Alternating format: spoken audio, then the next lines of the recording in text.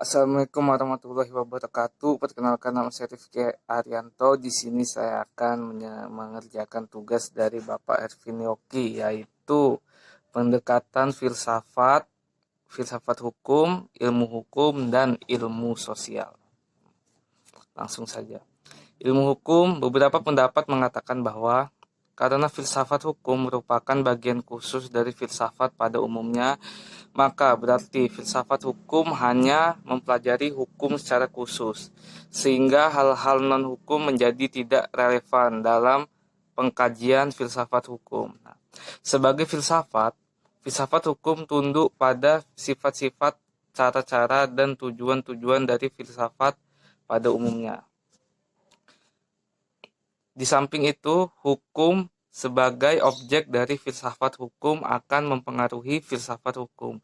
Dengan demikian, secara timbal balik antara filsafat hukum dan filsafat saling berhubungan. Nah, secara sederhana dapat dikatakan bahwa filsafat hukum adalah cabang filsafat, yaitu filsafat tingkah laku atau etika yang mempelajari hakikat hukum. Dengan perkataan lain, filsafat hukum adalah ilmu yang mempelajari hukum secara filosofis. Nah, jadi objek filsafat hukum adalah hukum dan objek tersebut dikaji secara mendalam sampai kepada inti atau dasarnya, yaitu disebut hakikat.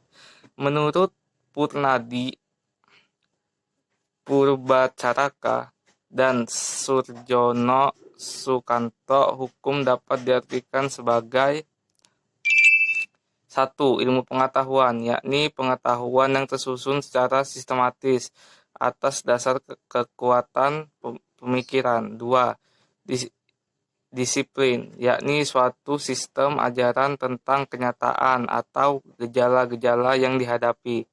Tiga, norma, yakni pedoman atau patokan sikap tindak perilakuan yang pantas atau diharapkan. 4. Tata hukum, yakni struktur atau proses perangkat norma-norma hukum yang berlaku pada suatu waktu dan tempat tertentu.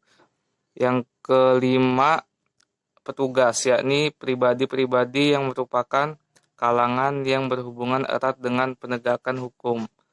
Yang keenam, keputusan penguasa, yakni hasil proses diskresi.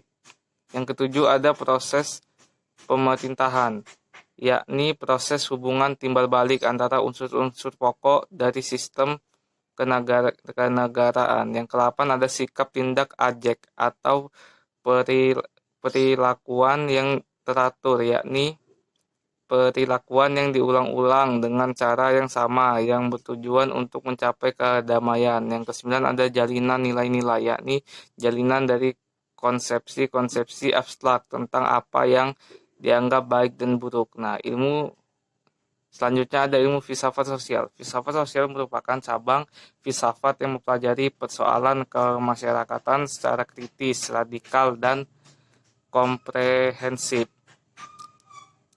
Menurut Plato dan Aristoteles, susunan masyarakat mencerminkan susunan kosmos yang abadi. Manusia berkewajiban untuk menyesuaikan diri dengan susunan itu dan mentaati demi keselamatannya.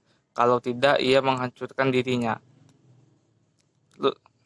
Pada abad pertengahan, masyarakat Eropa masih memperlihatkan pada pola dasar yang sama, hanya sekedar mengoreksi terhadap paham Plato dan Aristoteles. Paham tentang otonomi kosmos diganti dengan paham heteronominya, yaitu kepercayaan bahwa kosmos tidak berdiri sendiri, tetapi bergantung pada kemahakuasaan Allah. Ketertiban kosmos adalah suatu ketertiban yang telah diciptakan. Terus ada selanjutnya perubahan hukum dan sosial.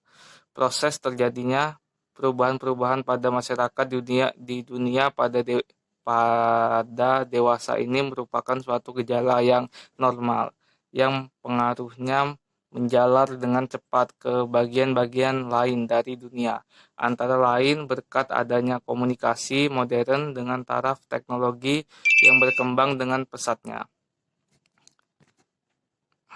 Terus ada penemuan-penemuan baru di bidang teknologi, terjadi suatu revolusi modernisasi pendidikan dan lain-lain.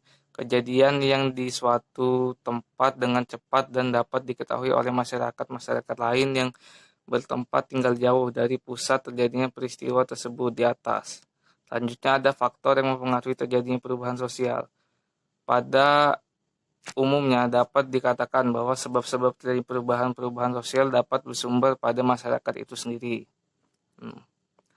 Sebab-sebab yang bersumber dari masyarakat itu sendiri adalah antara lain bertambah atau berkurangnya penduduk, penemuan-penemuan baru, pertentangan dan terjadinya revolusi. Suatu perubahan sosial dapat bersumber pada sebab-sebab yang berasal dari luar masyarakat tersebut. Segitu saja yang bisa saya sampaikan. Kalau ada salah kata saya mohon maaf. Saya akhiri. Wassalamualaikum warahmatullahi wabarakatuh.